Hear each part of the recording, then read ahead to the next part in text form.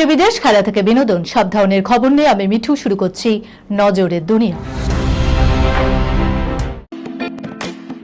Lake view হাসপাতাল, সময় অসময় সব সময় আমাদের পরিষেবা modular OT, paediatric surgery, plastic surgery, general surgery, neuro surgery, urology, gastroenterology, gynaecology, orthopaedic, ENT, chest সমস্ত অভিজ্ঞ চিকিৎসকদের দ্বারা চিকিৎসা করা হয়।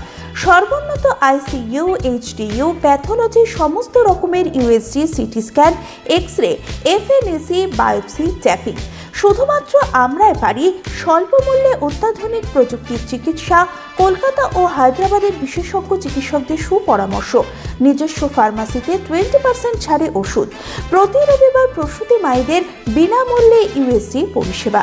ঠিকানা লেক ভিউ হাসপাতাল, লালদিঘি মোহনা বাসস্ট্যান্ডের পিছনে, বহরমপুর, মুর্শিদাবাদ।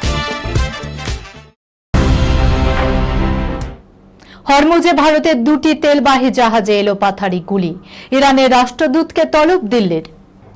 হরমুজ প্রণালীতে ভারতের তেলবাহী জাহাজে হামলা, জাহাজ লক্ষ্য করে এলোপাথারি গুলি চালিয়েছে ইরানের নৌসেনা। এই হামলার জেরে শেষ পর্যন্ত পিছু হটেছে জাহাজ দুটি।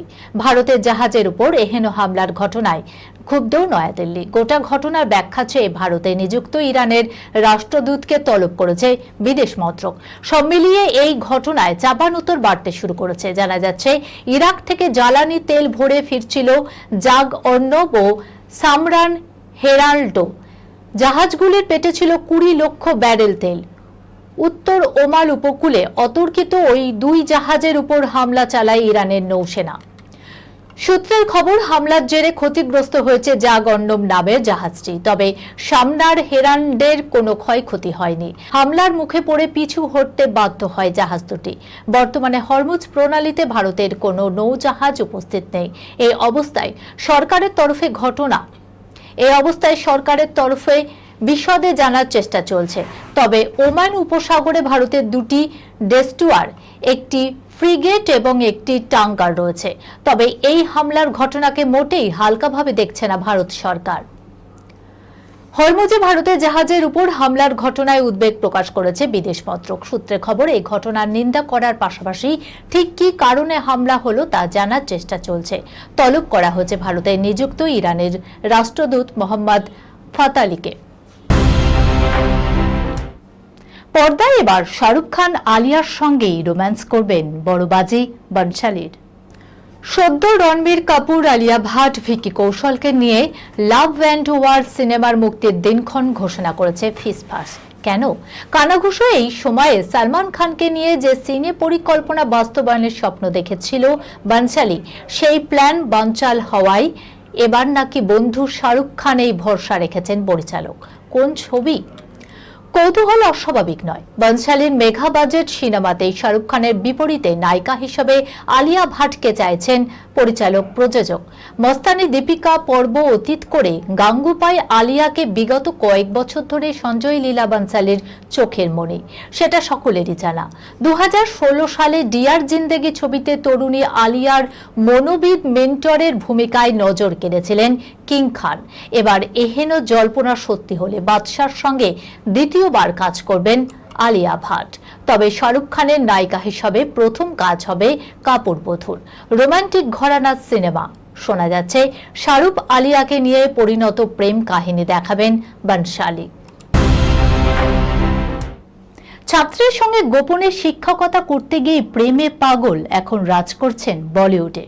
চিনতে পারলেন কোন অভিনেতা? চলুন দেখে নিই। ক্লাসরুমে ছাত্রছাত্রীদের পড়ানো এক সাধারণ শিক্ষক এখন বড় পর্দার লক্ষ লক্ষ মানুষের নায়ক হয়ে উঠেছেন।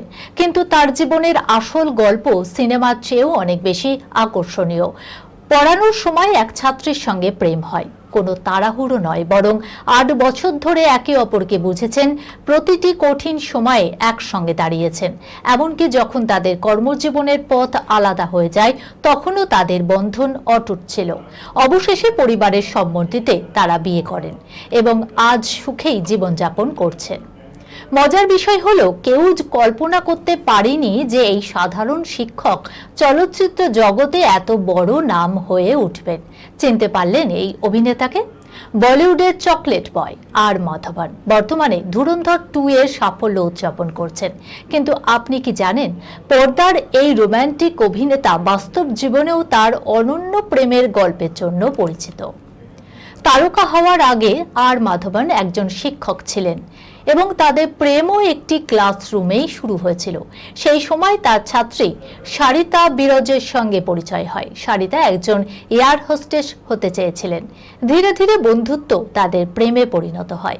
প্রায় 8 বছরের সম্পর্কের পর 1999 সালে তারা ঐতিহ্যবাহী রীতি মেনে বিবাহ বন্ধনে আবদ্ধ হয়।